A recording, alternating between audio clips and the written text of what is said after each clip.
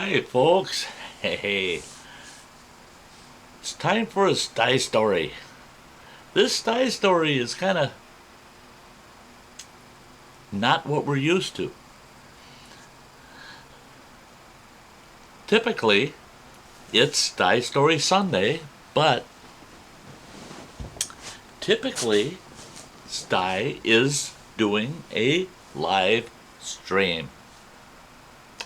Not tonight, folks, but it is Sty Story time, and it is Sunday night. That's when this video is posting, is at 7 p.m. on a Sunday night.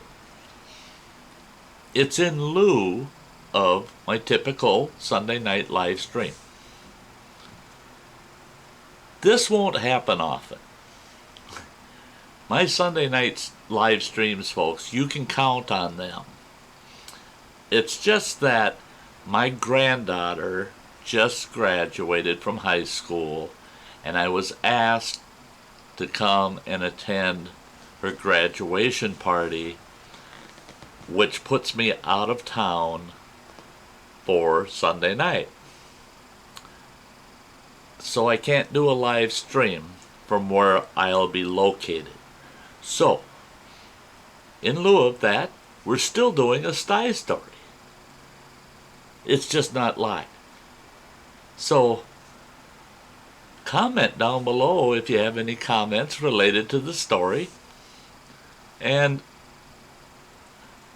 I will definitely see you all on the next Sunday evening, 7 p.m. Central Time, for Sty Story Sunday, as usual. But for tonight, I couldn't let you go that long without a Sty Story, so that's why this video. I don't think this video is going to be terribly long, but it could go for a while, but not terribly long. And I'm going to miss the chat afterwards. I just love chatting with you folks after the Sty Stories on Sunday nights. But this is the exception, not the rule. I will be back with you. Well, I'll be back with you Wednesday night. I do Wednesday night streams also. But I will definitely see you next Sunday at 7 p.m. Okay? So, let's get on with this week's Sty Story. Okay, this Sty Story is titled Head for Shore. Okay. There, excuse me. There is this resort, this little resort that my ex-wife and I, we just loved that little resort. And we had a couple of friends that had been to that resort one other time. And we asked them, would you like to go with us for a long weekend and go to that resort and camp? And they said, well, we don't have any camping gear, you know. And we said, well, you don't need it. I had this huge Coleman tent. It was a 3-room tent. On each end, it had it had a big room on each end that were like bedrooms, for crying out loud. And the center section was huge, and it was just like, that's your everyday room, you know. So we told them, you don't need any camping gear. We got everything all 4 of us need. Got the huge tent. You'll have one end, we'll have the other, and we got the common room in the center. And I had a big tarp that I made we had a big awning over the front of the tent. It was going to be a perfect camp at this resort. And this resort had a rather large campground as part of their resort. And we picked one of the best tent sites they had. So here we go. We head to that resort, the 4 of us. And I wanted to make it special, you know, for all 4 of us. And especially for our friends, you know. We invited them along. We want them to have a nice experience. So I rented a pontoon boat for 2 days. Everybody's excited. We've got 2 nights and 3 days, basically is what it was, and a pontoon boat. We all like to fish, so we figured, and the lake we were on, it was actually it was a reservoir on a river. And at the end of that reservoir was the dam. And you could run up that reservoir probably 4 or 5 miles. At least. So we got our pontoon boat. We all got on board, and I had piloted many boats of many sizes, so a pontoon boat to me was just pure pleasure. We take off in this pontoon boat. First thing we do is we head upstream to the top of the reservoir where it narrows back down to just a river. Well, it's a pretty good trip up there. We get up there and we found a couple of really hot fishing spots, and we did some fishing, and we couldn't wait because we wanted to do some night fishing for walleyes.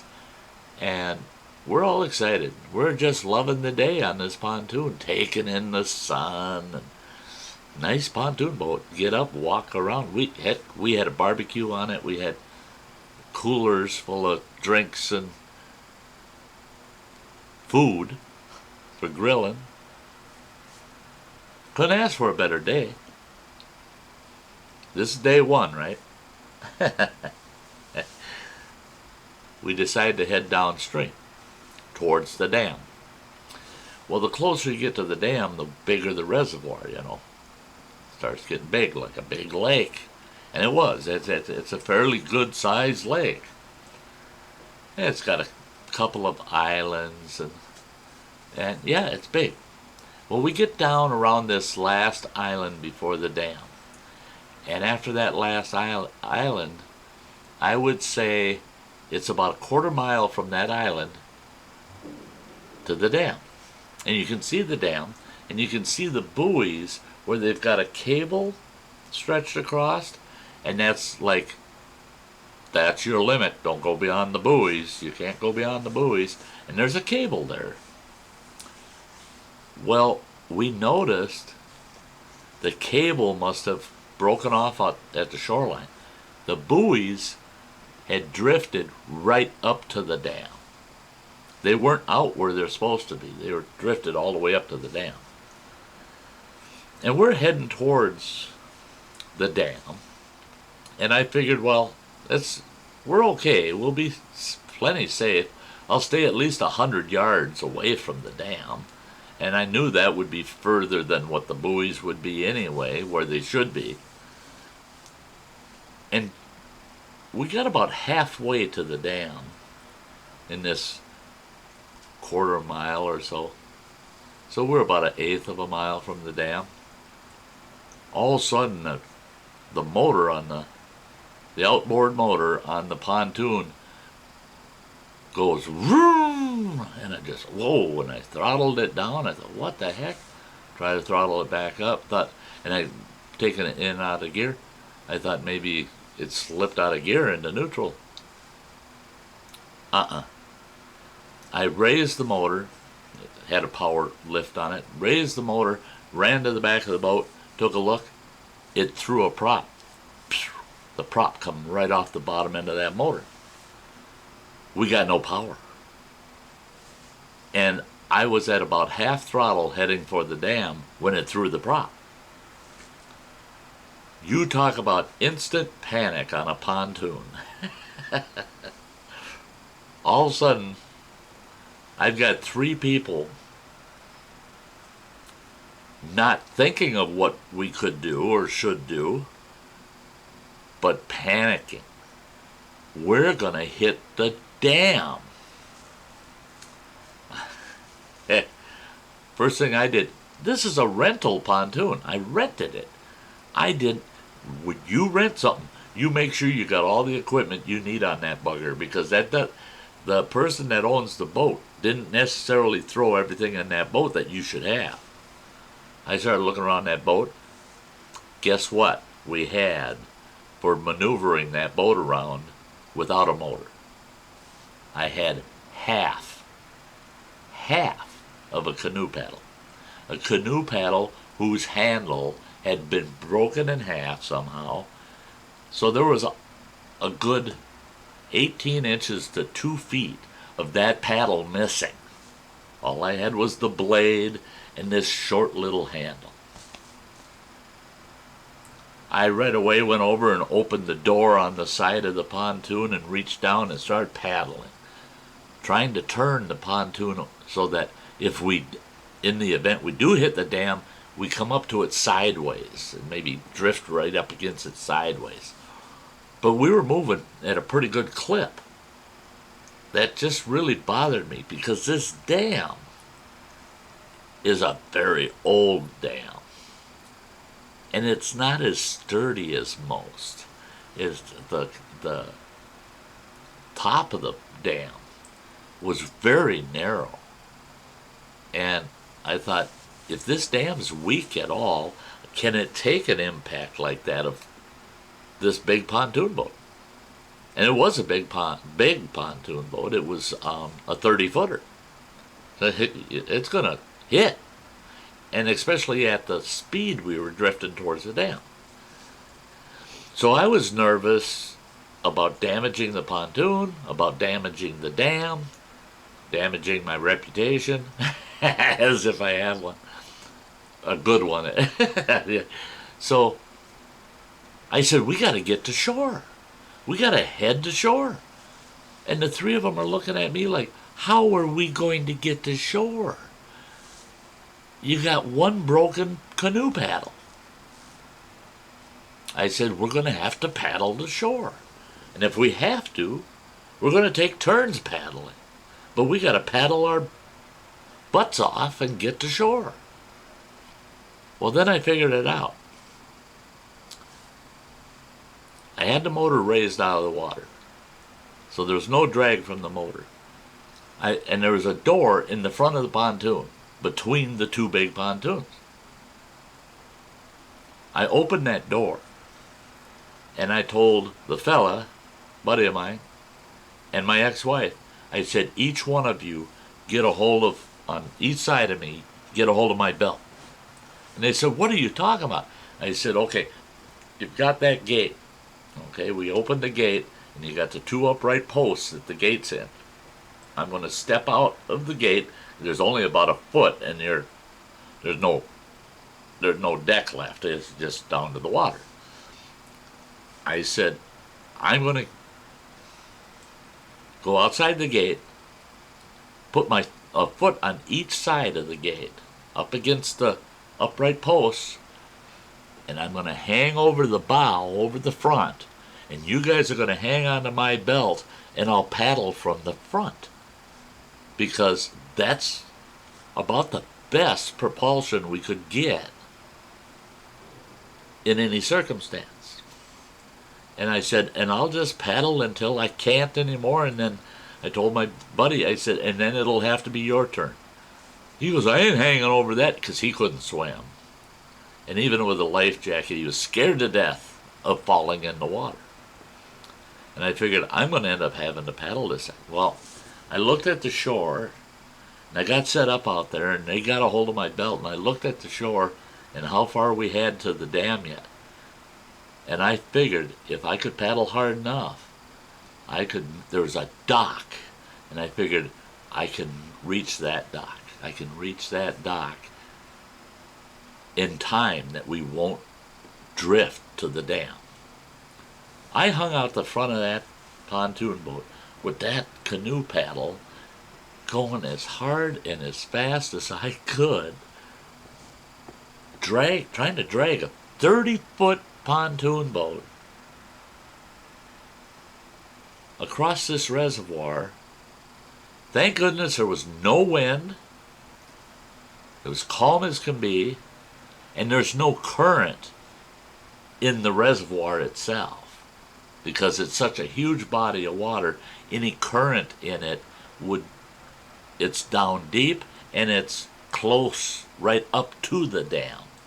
That's the only place you're going to find any kind of strong current. So there I am, paddling, paddling, paddling, paddling, paddling, paddling, and we're coming across that reservoir and that dock. I can see that dock, and we're heading for that dock, but it looks like we're going to miss it. We're as fast as we're moving forward, and as much as we're going downstream towards that dam, the dock is getting farther away, the wrong direction. So I'm not just paddling to move us forward anymore. I'm paddling to try to turn us in the right direction for that dock. All this time, the boat is still drifting towards the dam. It got to the point where I was about, and we were about a football field distance from the shoreline, any direction. And that was the best direction, was the one with the dock. And I was within probably about 50 feet of the dock. And everybody started to panic. Everybody on the boat starting to panic. And then they're saying, you're not going to make the dock. You're not going to make it to the dock. I said, I will make it to the dock. I said, if anything, we're going to be maybe 10 feet from the dock. We've got the mooring ropes. We'll lasso the dock because it had upright posts. I said, we'll lasso the darn dock as we go past it. We're not going to get that close. It's not going to happen. We're all going to die. That's where they were going with this. And I knew darn well, no, we'll hit the dam. We're going to mess up a very expensive boat and probably cause damage to the dam, and Style be spending the rest of his life with that damn debt. All of a sudden, out of the blue, here comes a gust of wind.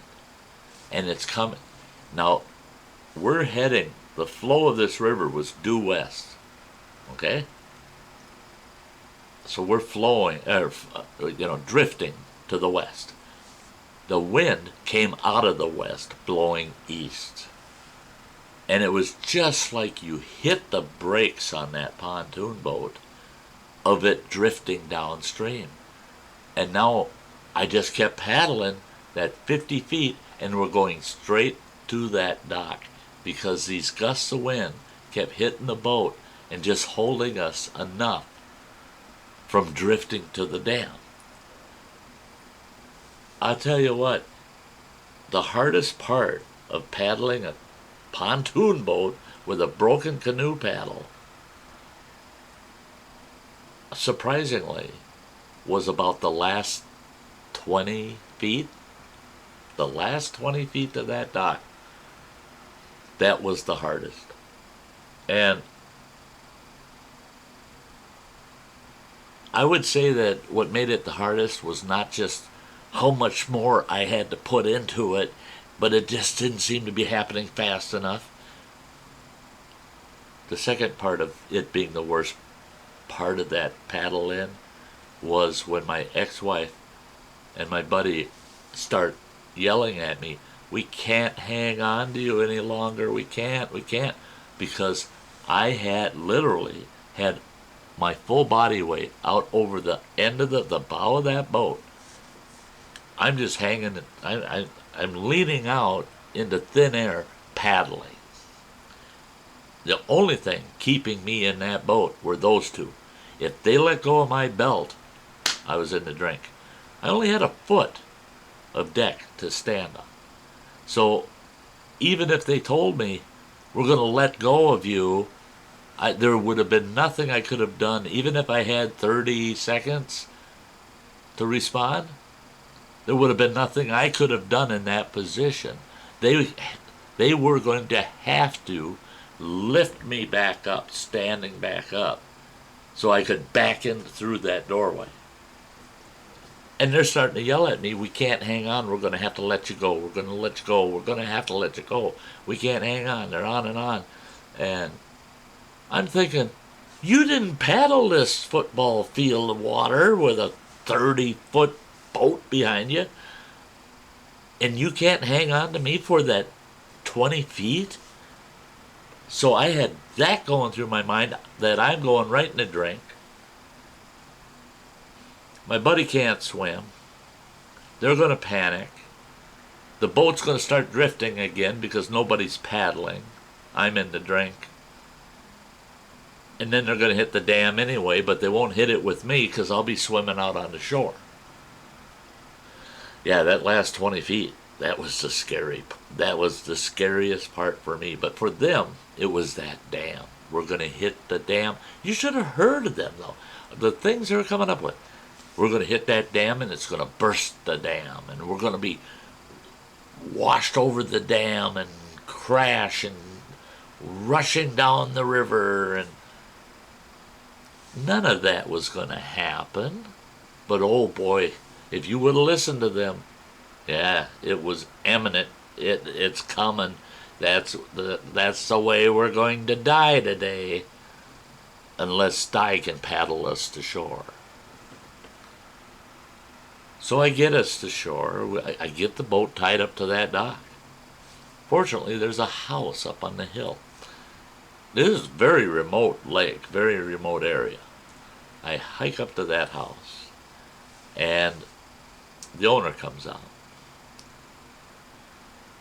And before I could say anything, he goes, "What were you doing?" And I go, "What do you mean?" He goes, "I've been up in my house watching you out the picture window." He says, "For about the last 45 minutes. And he says, "Paddling halfway across that reservoir to my dock. A big pontoon boat. And you're paddling it across there." And he said, "It looked like you were paddling it with a spoon." I said, "Well, it was half a canoe paddle." And he says, "I didn't know what you guys were up to. I didn't know what you were doing." And he's an older fella. And I said, "Well, we were in a crisis, sir." And he goes, "Oh, it's too bad I didn't know that," because he says, "If you look up the shore, there's a second dock. I got a second dock. I got my fishing boat over there. I could have zipped out there and towed you in." Oh, he sat there, he said, for 45 minutes watching me paddle in. And he had a boat just a few yards up that he could have come out and towed us in with. And he said, "Oh, I would have if I would have known that it was a real issue." I asked him, "Can I use your phone?" Now, these were the days that if you had a cell phone, you were very lucky if you had reception. And we had none there. And he says, "Sure, you can use my phone." So I called the resort. And I told the owner, I said, "Your pontoon boat's down here." And I asked the guy his name and address. But once I mentioned his name, the resort owner goes, "I know exactly where you are." And he says, "We'll be down there real quick." He says, "It's about 4 miles. And we'll give you a ride back to camp." And he says, "And then we'll go down there and tow the boat back." Well, when he got there, I said, "It's awful early in the day," because this happened before we even had lunch. We spent all morning out. Went upstream and then back down to the dam. And then it was about 12:30 or so that the motor went to heck on us. So I asked him, I said, "Do you have another pontoon boat that we can get on so that we can finish out our day?" And he goes, "Nope." He says, "This is the only one available, and until I get it back up to the resort, I can't put a new prop on it or anything." So he said, and I got to make sure that it didn't damage itself either, other than losing a prop. And he said, you won't be able to have that boat for the rest of the day. All of a sudden, my 3 passengers on that boat that I saved from this dam death. We're going to hit the dam and it's going to burst and we're all going to die. Those people that I saved, all of a sudden it's my fault that we don't have a boat for the second half of the day. Well, the following day, the boat was fixed and repaired and we went back up. We had a wonderful day. We had our cookout. Everything went like $1,000,000. We got to night fish, and we caught some awesome walleyes. And I caught a nice muskie that evening. So our second day was flawless. It was perfect, absolutely perfect. But guess what? When we came back in that evening, that second evening, I was reminded about how much more fun we could have had if I hadn't lost the use of the boat the day before for the afternoon. I couldn't believe it.